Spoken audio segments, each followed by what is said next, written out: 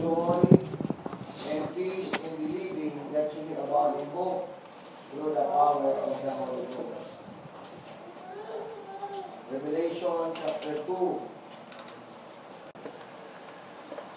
verse 4.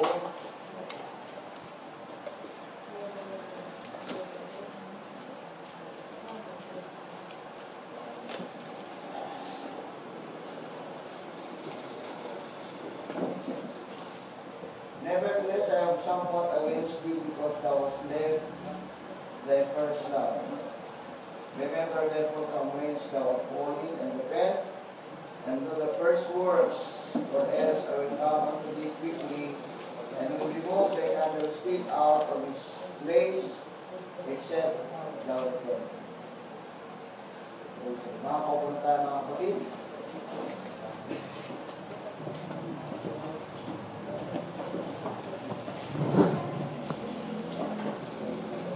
Praise the Lord. Praise the Lord.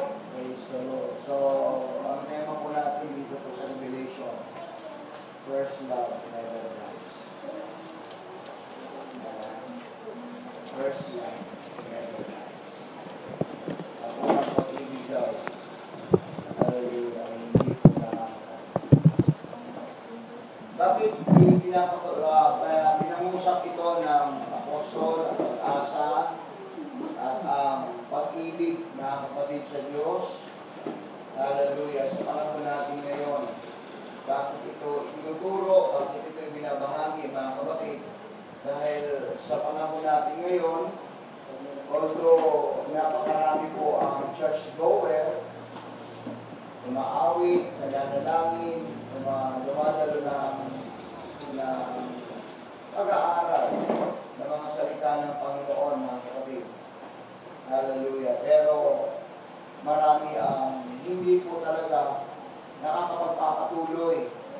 Ano po ang nagiging problema, mga kapatid? Dumating sa puntong bumubulusok ang pananampalataya. Noong una raw na makilala ang Panginoon, napakainit sa paglilingkod sa Panginoon. Halos hindi mapigilan sa paglilingkod sa Panginoon. Pero habang tumatagal daw, mga kapatid, dahan-dahang namamatay ang pagmamahal ng tao, hallelujah, sa Diyos. Kaya nga, mga kapatid, nangusap ang apostol diyan sa mga Kristiyano in the book of Revelation na meron siyang isang nakita sa iglesia ng ating Panginoon, hallelujah, na laban daw sa kanya, mga kapatid. Sabi niya, ngunit mayroon akong laban sa iyo, na iyong iniwan ang iyong unang pag-ibig. So yun daw yung isang problema, mga kapatid. Hello? Amen. Kasama ba ako dito? Amen. Malakpakan muna natin ang Panginoon. Hallelujah. So, ibinabalik ng Panginoon sa atin ang kanyang mga salita, yun yung mga fundamental teachings of God regarding, mga kapatid ko, sa ating mananampalataya sa Panginoon. Dahil napag-aalala ito, mga kapatid. Dahil pwede rin sa panahon ngayon na mapapangyari sa mga mananampalataya na bubulusok ang pananampalataya, mga kapatid. Hallelujah. Na kahit na sabihin natin ay tayo ay naglilingkod sa Panginoon, patuloy na dumudulog sa Panginoon, nag-aaral ng kanyang mga salita, mga kapatid. Hallelujah. Pero may mga time o pagkakataon na tayo ay dumarating sa pagbulusok sa ating pananampalataya, mga kapatid. Amen? Sometimes, kalimutan natin yung first love natin sa Panginoon. Everybody say, praise the Lord. Praise the Lord. Hallelujah. Ano ba yung first love natin sa Panginoon? Yung unang pagdating natin sa Panginoon, yun yung unang pagkilala natin sa Panginoon, yun yung unang nasumbungan natin ng Panginoon na maraming nagbago sa ating buhay, marami tayong naranasan mga magagandang bagay sa buhay natin. Hallelujah. At yun yung sinasabing first love, mga kapatid ko, na nakamtan mo sa ating mahal na Panginoon. Pero habang tumatagal na, mga kapatid, naging easy na ang mananampalataya, pabanding-banding na raw ang mga mananampalataya. Kaya yun yung sinasabi na first love never dies. Kasi pagka nawala mo ang unang pag-ibig, at naging lukewarm ka, sabi ng Panginoon, iluluwa kita. So, even the very elect shall be saved. And many are called, but few are chosen. Baka mahulog po ang Kristiyano sa ganon. At marami mga kapatid, maging dito sa ating, sa church, mga kapatid ko, hallelujah, kaya nga, lagi natin sinasabi na every time na dadalo tayo ng gawain ng Panginoon, situate mga kapatid, na ang salita ng Panginoon ay pumapasok sa ating puso. Baka mamaya, i-istorbo tayo ng kung ano-ano dyan. Diba? Kaya lang situate na ang salita ng Panginoon pumapasok sa ating puso. Hallelujah, para mananatili yung ating first love sa Panginoon. Hindi dapat magbago yun. Parang pagsigirog lang yan, mga kapatid. Pag first love niya, mga kapatid, kung mahal ka, talagang, kumbaga sa ano, nandun yung talagang buong puso na inilalagap niya, mga kapatid. Kaya nga, napakahalaga ito na sinabi ni John, mga kapatid, kasi sabi niya, mayroon akong laban sa inyo na inyong iniwan at inunahan ninyong pag-ibig. Pagka nagbago yung ating pananampalataya sa Diyos, nung makilala natin siya, at sa kasalukuyan, yun yung paglimot na natin. Kung ano yung dati mong ginagawa na napakainit mo na parang kang apoy, at ngayon parang malamig pa ang pusa ng ilong sa'yo, ay yun na yung paglimot ng first love mo sa Panginoon. Yes, amen. Tandaan natin, mga kapatid. Ano ba mga dahilan kung bakit nagkakaroon lang mga kapatid ko ng pagkalimot sa kanyang first love? Una, mga kapatid, lack of communication. Pagka nawawala na tayo, ang magsigilog, pagka nawala na ang communication, lumalamig ang pagmamahalan, tama po ba? Amen. Sa magkakaibigan, sa magkakapatid, matalik mong kaibigan, maging sa mag-asawa, mga kapatid. Pag lack na ang communication, kulang na ang komunikasyon, mga kapatid, doon na lumalamig ang pag-ibig ng bawat isa. Ganon din sa Diyos. Amen. Ganon din sa Diyos, mga kapatid. Kaya nga, kailangan natin ibalik yung ating sarili sa mga basic ng Panginoon, sa mga fundamental teachings of Jesus Christ, of God, para manatili tayo, mga kapatid, na yung momentum natin sa paglilingkod sa Panginoon, hindi nagbabago 20 years ago, mga kapatid, hanggang ngayon. Hindi dapat magbago. Yung pa rin ko, ano yung dati, yung pa rin yung ngayon, mga kapatid ko, hallelujah, para makita ng Panginoon na tayo talaga, sabi nga, na-revive tayo mula sa mga salita ng ating Panginoon. Everybody say amen? Amen. Hallelujah. So, ano ang dapat natin gawin pagka nararamdaman mo yun? Na para bagang maasim na ang pag-ibig mo sa Diyos. Na para bagang nangangamoy, mga kapatid, lupa. Ang pagmamahal mo sa Diyos. Ano ba ang dapat gawin, mga kapatid? Para may panumbalik ang first love, never rise. Para may panumbalik, mga kapatid, ko yung init. Kasi sa totoo lang, mga kapatid, marami talaga ang Christian sa panahon natin ngayon na nag-iba na talaga yung dati at saka ngayon, nag-iba na. Amen. Marami ako nakikita Kristiyano, kahit umuulan na, mga kapatid, sumisimba talaga eh. Pero habang tumatagal, ang bunang lang, hindi pa makasimba. Yes. Diba?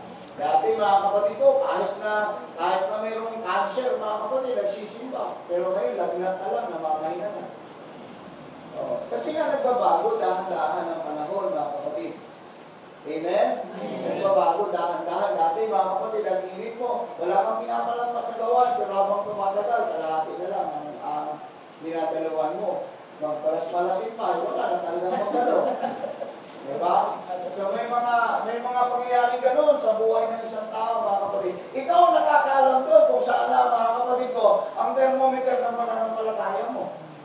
Ikaw, ano ang masasabi mo sa sarili mo? Mainit pa ba? O bakang parang malamig na bangkay na? Na alam natin yun, mga kapatid. Amen? Amen. Alam natin yun sa ating sarili. Kaya nga, mga kapatid ko, pag nararamdaman mo na ang pananampalataya mo na ano ba yung nilalagay dito? Deodorant. Deodorant. Pagka mainit yan, mga kapatid, pag mainit, maganda yun sa bata, hindi, di ba? Pagka naging 40, mainit na nilalagyan na siya. Pero sa mananampalataya, pagka habang umiinit, pagka malamig yun, delikado ang mananampalataya. Di ba? Kaya ano daw gagawin, mga kapatid? Number 1, mga kapatid ko, is to energize your faith. That's number 1. Ang sabi ng Hebrew, back to the basic mga kapatid ha, ang sabi ng Hebrew 11:1, now faith is being sure. Yan. Now faith is being sure. Kailangan mo raw siguraduhin of what we hope for and certain of what we do not see. Kailangan daw ang pananampalataya ay pagsisiguro. Hello? Amen. Pagsisiguro daw mga kapatid. Kailangan meron kang firm conviction. Meron kang talagang tamang nararamdaman sa iyong pananampalataya. Kailangan meron kang kumpiyansa, meron kang trust, mga kapatid, sa Panginoon, na ang pananampalatayang ito ay magiging matibay. Ha? Kasi nga, mga kapatid, maraming paraan para mawala ang first love ng isang Kristiyano sa Diyos. Ang daming paraan, mga kapatid. Nasa paligid mo yan. Nasa paligid mo yan, mga kapatid. Amen? Amen. Oo, yun totoo, mga kapatid.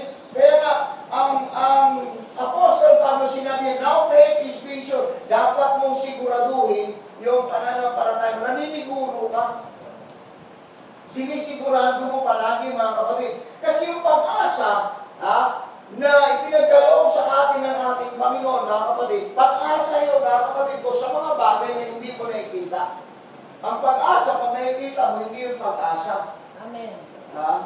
Kaya nga, mga kapatid, napaka-importante raw yun. Kaya nga, alam mo yung conviction ng puso mo, alam mo ang conviction ng buhay mo, mga kapatid. Hallelujah, meron ka pagtitiwala dito. Dito, lumalago ang pananampalataya, tumitibay ang pananampalataya, mga kapatid. Kaya nga, pagka ito ay sinusubok na, pagka ito, mga kapatid, ay dadanas na ng anumang mga kalamidad sa buhay, ang pananampalataya, kasi sabi, mga kapatid ko, na naniniguro at sumisiguro sa buhay ng isang mananampalataya. Amen? Mahirap ang lamig, mga kapatid. Amen. Oo, kasi pagka nalamig, magiging maligam-gam na yun. Pagka naging maligam-gam na yun, iluluwa ka na ng Panginoon. Yun yung mabigat, mga kapatid. Mahirap magtiwala. Amen ba, mga kapatid? Amen. Sa totoo lang, marami. Kaya nga, sa totoo lang ngayon, sa totoo lang, lagi natin sinasabi, mahirap ipagpapalit ang anumang bagay sa mundo ito sa pananampalataya mo. Oo. Hindi mo alam, mga kapatid ko, yung pwede mangyari sa iyo eh. Ha? Ngayon, alam mo yun, based on the written words of God, sa mga salita ng Panginoon, alam mo nangyari, kaya pagka ang first love mo sa Panginoon ay nawawala na, alam mo rin kung ano mangyari. Alam mo kung anong consequence dito. Kaya nga, dapat ma-energize talaga. May energy ang faith, mga kapatid. Paano tayo makakakuha ng energy? Kailangan natin, mga kapatid, mag-charge palagi. Amen. Yung charger ng buhay mo, hindi dapat malobat. Pagka malobat ka na, wala ka ng silbi. Ang cellphone, pagka lobat, walang kwenta, kahit pa maganda yan, kahit Samsung pa yan, kahit Galaxy pa yan. Pagka lobat yan, walang kwenta yan, hindi mo magamit. Amen? Kaya kailangan may energy. Kaya na-energize natin yung ating faith sa Panginoon, i-plug in talaga natin palagi sa Panginoon, mga kapatid. At ang momentum natin palagi ay permis, mga kapatid ko, na nasa level ng ating pananampalataya. Everybody say amen? Ganun kahalaga yun, mga kapatid. Kasi nga, ang sabi ng 6 ng Hebrew 11, di ba? Kung walang pananampalataya, hindi malulugod ang Diyos. Hindi siya matutuwa sa mga tao, mga kapatid, na mahina ang pananampalataya. Akala mo, gano'n lang ang definition ng 11:6. Kung walang pananampalataya ang tao, hindi malulugod ang Diyos, mga kapatid. Ang tinutukoy ni Apostle Pablo ron, kung ang pananampalataya mo weak, kung ang pananampalataya mo, mga kapatid, mahina, hindi siya malulugod sa iyo. Kasi lahat ng paraan, pinagkaloob na ng Diyos sa tao. Kaya nga, ang daming Kristiyano, mga kapatid ko, hopeless ang condition nila. Bakit, mga kapatid? Ang pagtitiwala nila sa Diyos, panglupa lang. Amen? Pag may problema na, wala na, bumabagsak na, mga kapatid, lumalayo na sa Panginoon. Gumigive up na sa kanilang pananampalataya. Nawawala na yung first love, mga kapatid. At pwedeng sabihin ng mga tao, kahit na mga kapatid ko, wala na siya pagmamahal sa Diyos, pwede nyo sabihin, nasa Diyos pa rin siya. O, di ba, yung mga tao wala ng pagmamahal, pwede sabihin, pwede naman mag-camouflage eh. Sabihin, I love you. Pero ang totoo niya, wala ng pagmamahal. Yes. Wala na yung first love. Madali naman